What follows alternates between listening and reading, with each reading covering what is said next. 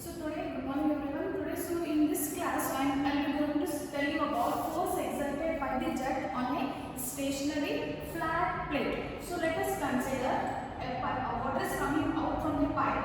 So after the pipe, the nozzle is connected. So from the nozzle, a jet of water is coming out with a velocity v. Okay, let d be the diameter of this jet.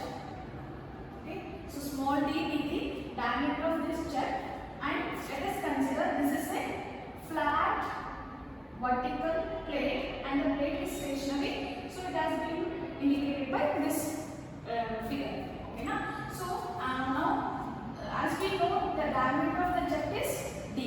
So usually the water is coming out in the form of a circle.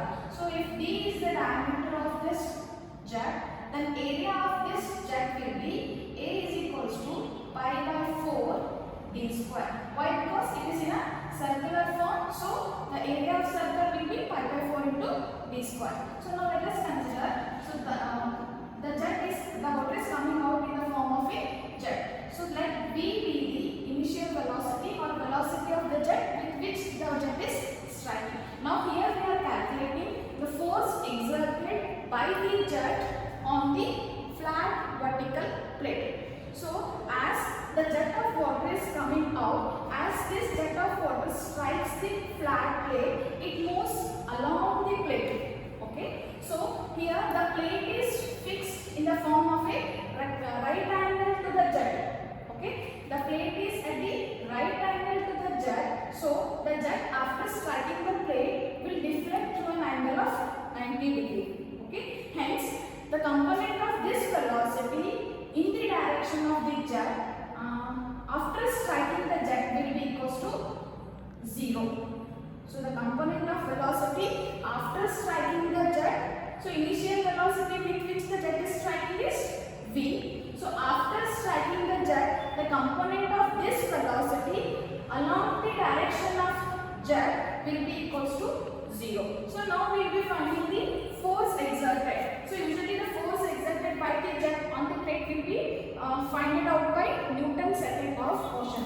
So here Fx equals to rate of change of momentum in the direction of force. In the direction of force. Okay. Now, rate of change of momentum is nothing but initial momentum minus final momentum by time. Okay. So, rate of change of momentum will be in the form of initial momentum minus final momentum by time. So, this initial momentum I will write it as mass into initial velocity minus mass into final velocity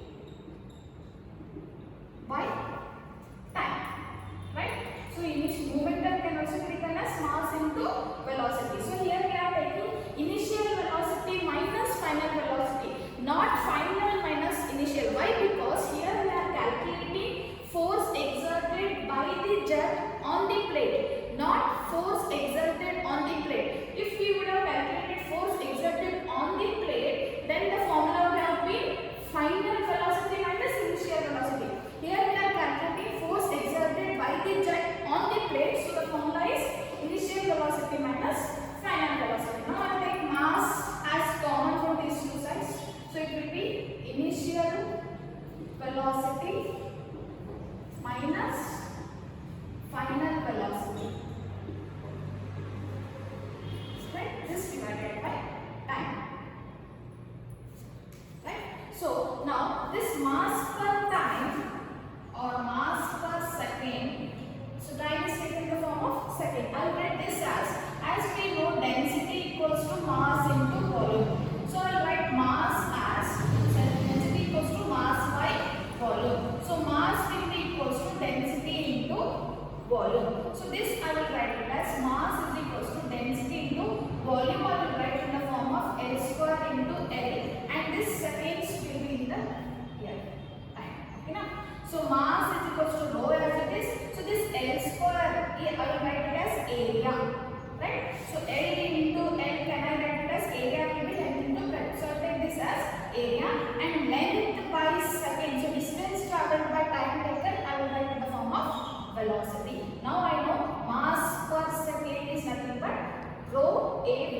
substitute here. So now Fx equals to mass per time is nothing but rho a v. Now initial velocity with which the jet was traveling was our initial velocity with which the jet is traveling is v minus. So the final velocity after the jet traveling to the plate along the direction of the jet is 0.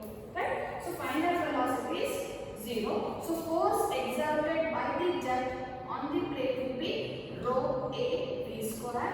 This is how we calculate the force exerted by the jet on the stationary flat plate. So this is the formula to calculate. Okay. So next, the force exerted by the jet on a stationary inclined plate I will tell you in the next session.